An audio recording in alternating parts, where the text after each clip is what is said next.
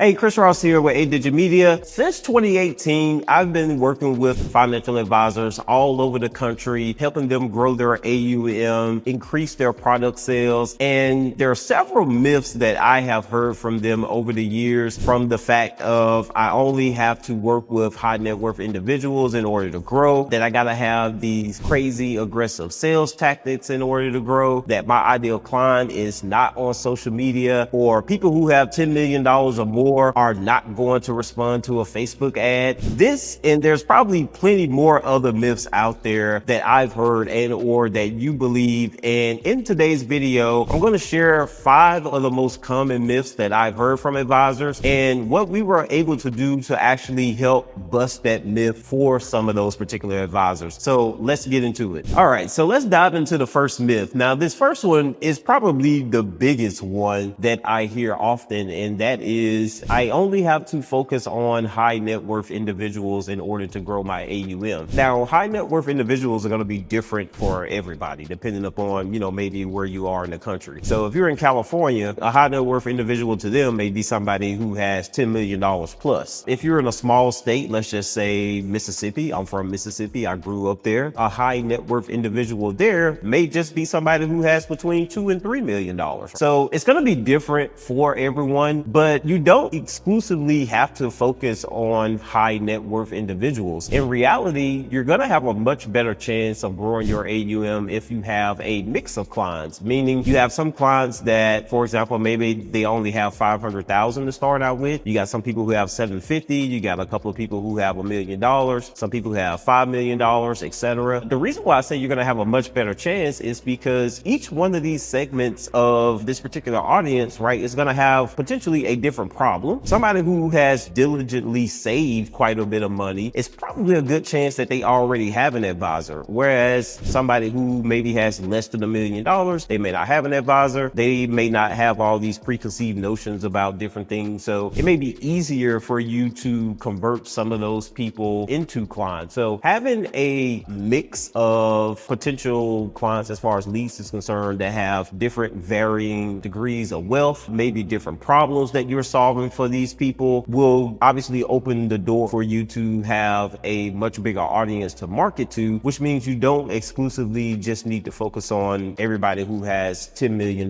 plus. I can tell you for a fact that anybody who has a significant amount of wealth, they are not going to be easily swayed in order to, become a client, right? They're going to have complex problems. You're likely going to need a team of people. Not to say that we don't work with people who don't have teams, but right, if you're a solo advisor, for example, you're not going to be able to do everything for that one person unless that's really your specialty. If advisors think that they only have to focus on high net worth individuals, this is likely going to lead to them to believe that, hey, these people are not online, right? That's something that I hear quite often. People who have $10 million, they're not on Facebook. Like, that's just not true. So you're going to start to limit yourself in regards to different marketing channels that you can even advertise on. So for example, somebody who has this kind of level of wealth, they're probably going to think, hey, I'm going to go on LinkedIn and I'm going to try to target these business owners of companies that have 50 million employees, etc., whatever the case may be. In theory, it may be great. That's going to take a lot of work in order to be able to do that. It's not going to be as many of those people as people who have $1 million saved for retirement that you can work with. So I think a really big part of it is just going to be the idea that they feel like the options for reaching these people are going to be limited. And for that reason, that could potentially hold you back from being able to grow more. If you really wanted to make the switch to not focusing solely on high net worth individuals, one of the things that you will probably want to switch from is maybe one-to-one networking, because one-to-one networking, you can probably definitely reach people who have that level of wealth, but that one-to-one networking is going to be time consuming. And again, it's going to be limited because you can only meet so many people at any, given time. Whereas if you were to expand your horizons and say, hey, okay, instead of just working with everybody who has $10 million plus, I'm going to work with people who have at least between $1 million and $10 million.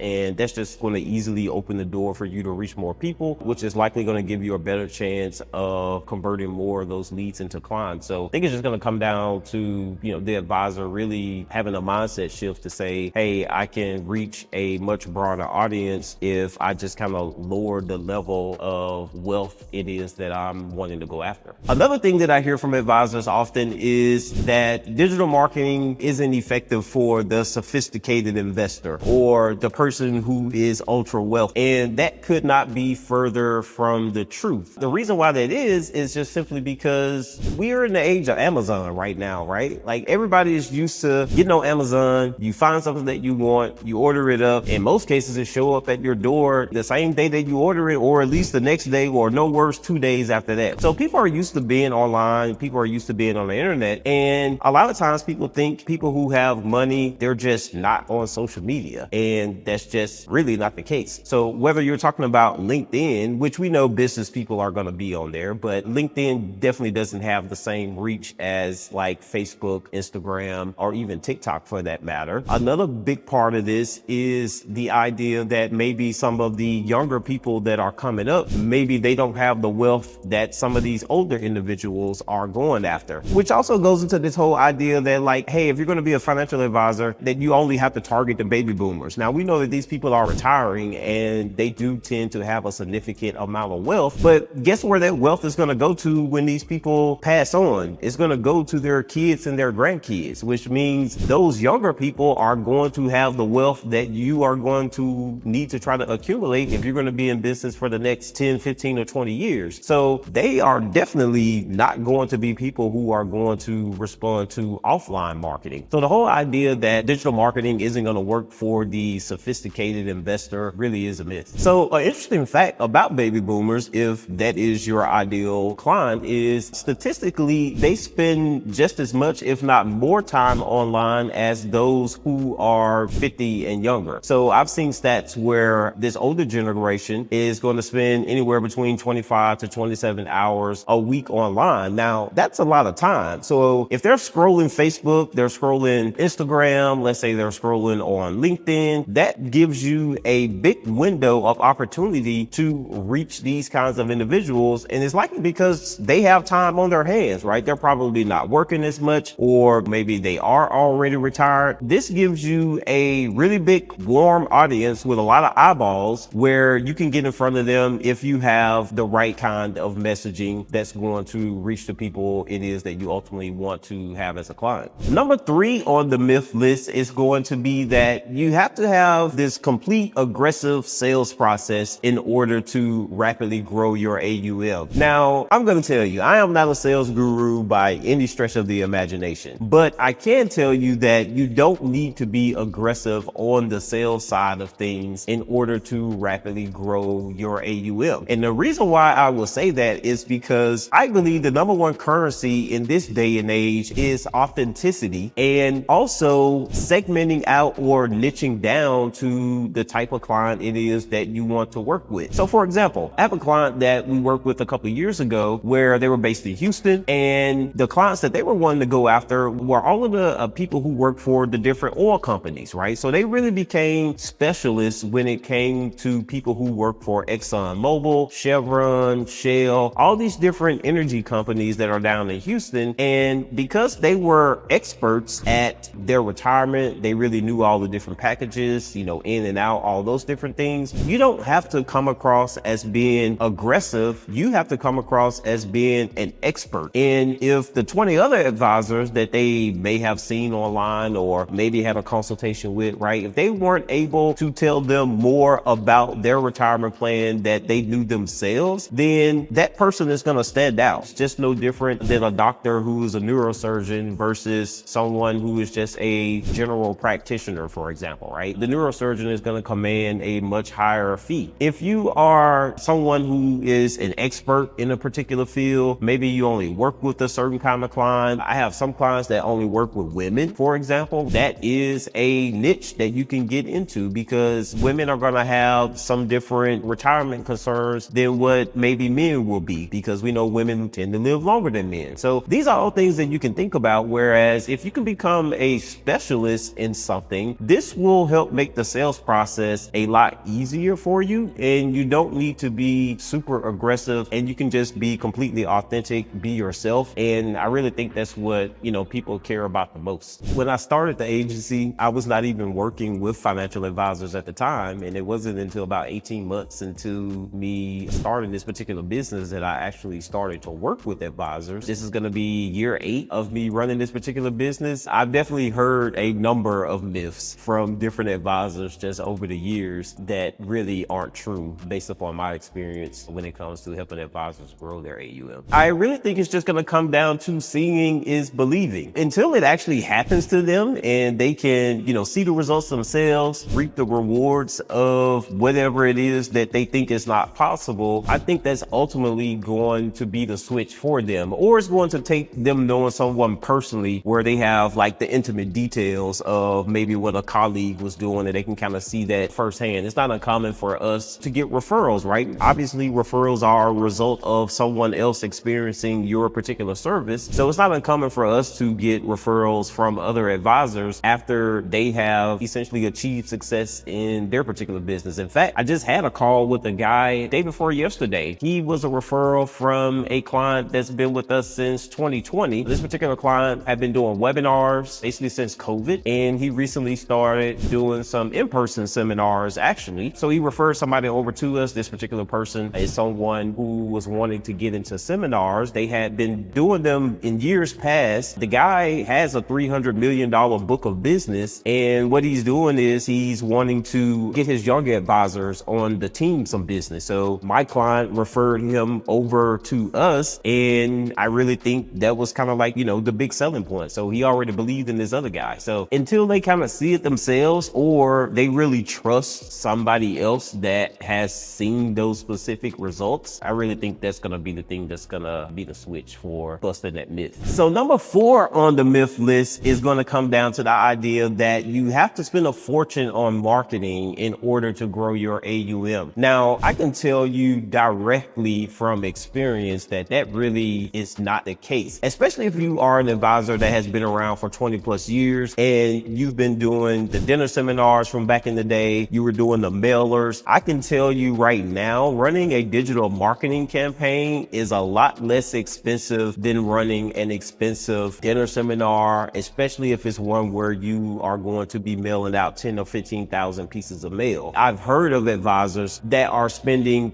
upwards of $200,000, $300,000, $400,000 a year on marketing in order to grow. Now that sounds like a big number, and that could be relative to, the amount of revenue that they are generating, but you can take a marketing budget of, I would say at least modestly $5,000 a month, and you can grow a substantial amount of AUM on a $60,000 a year marketing budget. Mainly because if you focus on webinars, for example, that gives you the ability to reach a really large audience, which means that your cost per lead is going to be low. It's going to give you the ability to segment out a big portion of that market based upon whatever your ideal client profile is going to be. So again, let's just say you're going after people who have at least $1 million or more. Those people are really prevalent online on Facebook. You don't have to spend a ton of money in order to grow your AUM. The other thing that I'll mention as it relates to this is being able to stick to one particular marketing channel. So it's not uncommon for me to have a call with an advisor and,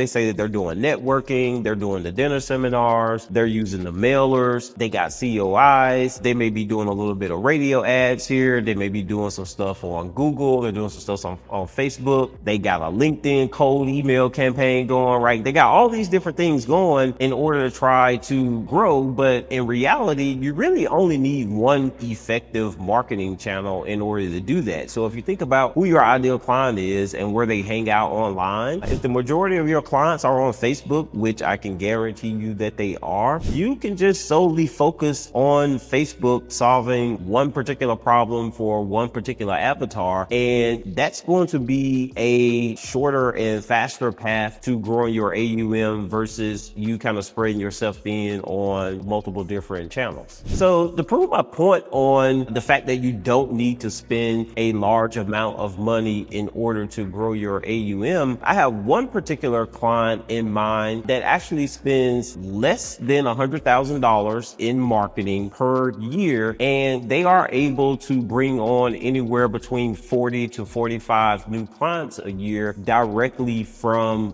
webinars. I have another client, right, that is a seasonal advisor advisor, and this guy only works 3 months out of the year, he definitely is not spending a lot of money on marketing. But the great thing about him is for those 3 months, he only works with one type of client solving one type of problem. He generates a ton of leads in a 90-day period, and he basically works those leads throughout the year. And for that particular reason, he doesn't need to spend a lot of money on marketing. Now, he's not someone who's going to grow as fast as a firm that maybe has 10 or 15 different advisors, but the point still stands that if you're very targeted in who it is that you want to reach, the problem it is that you want to solve, you don't need to shell out large sums of money in order to rapidly grow. And oh, by the way, I recently did a video on some of the 5 worst marketing campaigns that I've seen from advisors. Feel free to check that video out on the channel as well.